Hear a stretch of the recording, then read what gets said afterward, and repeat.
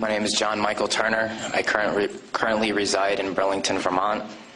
I served with Kilo Company, 3rd Battalion, 8th Marines as an automatic machine gunner. There's a term, once a Marine, always a Marine, but there's also the term, eat the apple, F the Corps. I don't work for you no more. On April 18th, 2006, I had my first confirmed kill. This man was innocent. I don't know his name. I called him the Fat Man.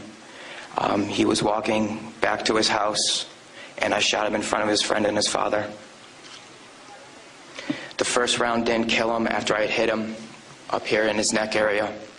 And afterwards, he started screaming and looked right into my eyes.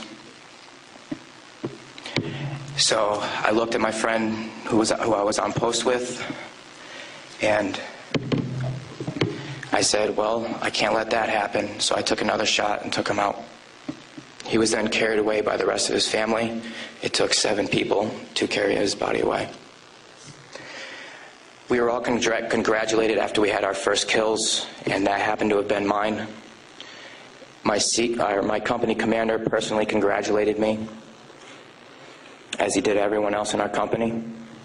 This is the same individual who had stated that whoever gets their first kill by stabbing them to death will get a 4-day pass when we return from Iraq.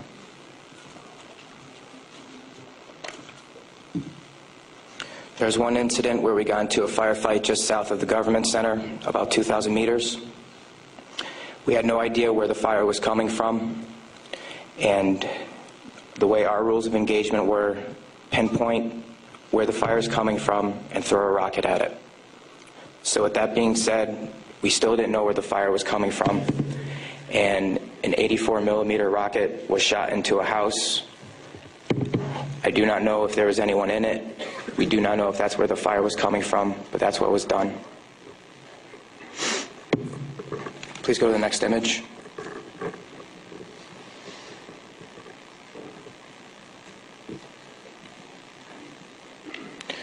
This man right here was my 3rd confirmed kill. As you can see, he was riding his bicycle.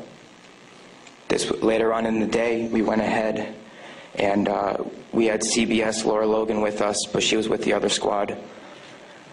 And so she wasn't with us. So myself and 2 other people went ahead and took out some individuals because we were excited about the firefight we had just gotten into, and we didn't have a cameraman or woman with us.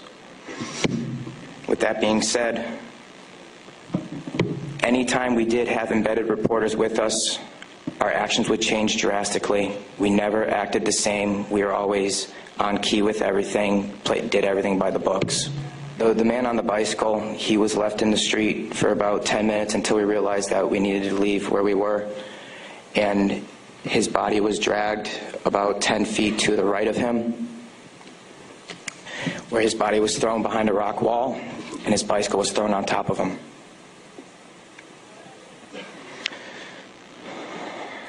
Another thing that we used to do a lot was recon by fire, where we would go ahead and try to start a firefight if we felt threatened in any way, shape, or form.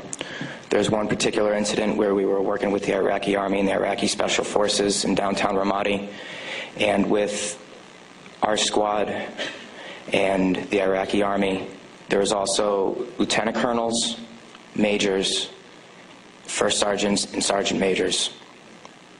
Sergeants major. With that being said, the Iraqi Army would go into the house, kick in the doors, and then go ahead and shoot. And there were loud bursts of machine gun fire. We thought we were taking fire, but then we later found out that it was them.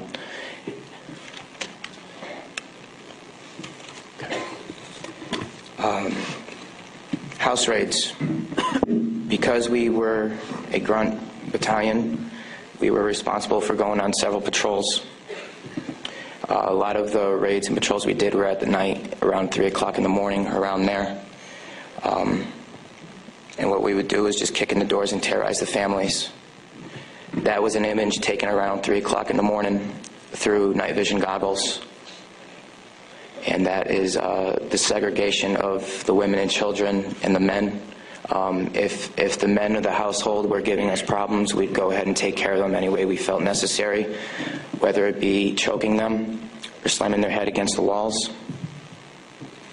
If you go back to that one picture, that was one man that wasn't taken, that was taken care of in a very bad way. Because of all the wiring that he had, it would be considered IED making material. On my wrist, there's Arabic for FU.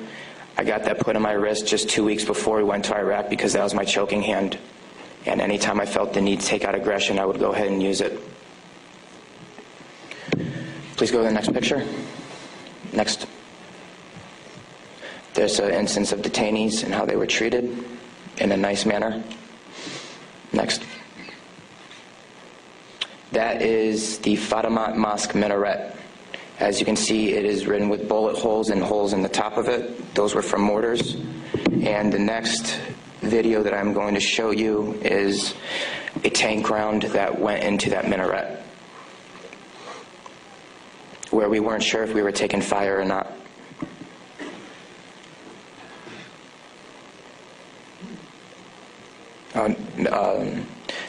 I'll talk about this one. This is after one of the guys in the weapons company had gotten shot. This is a way that we would take out our aggression. For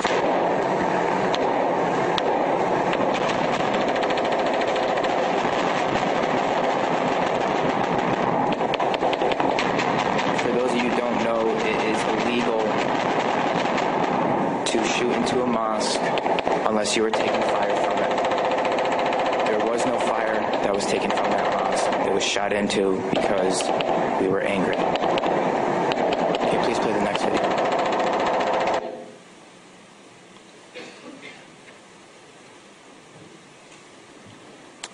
We are on ice cream, trying to suppress the blue and white minaret named Fatima al-Zahra. Raise your hell, Riz. Go ahead and take another tank round at that building over, at that mosque door. Another round. Kilo 2. Next image. That, okay. With that being said, there's many more stories and incidents for me to talk about, although we don't have the time to. But this just goes to show you that that was the after effect of the tank round. This just goes to show you that everyone sitting up here has these stories. And there's been over 1 million troops that have gone in and out of Iraq. So the possibilities are endless. Next image, please. The reason I am doing this today is not only for myself and for the rest of society to hear, but it's for all those who can't be here to talk about the things that we went through, talk about the things that we did. Next image.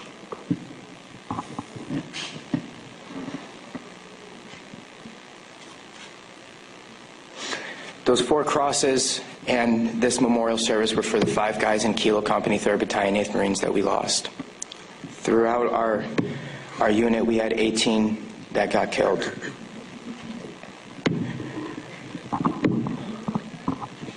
With that being said, that is my testimony. I just want to say that I am sorry for the hate and destruction that I've inflicted on innocent people. And I'm sorry for the hate and destruction that others have inflicted on innocent people. At one point, it was okay, but reality has shown that is not, and that this is happening, and that until people hear about what is going on with this war, it will continue to happen and people will continue to die. I'm sorry for the things that I did. I am no longer the monster that I once was. Thank you.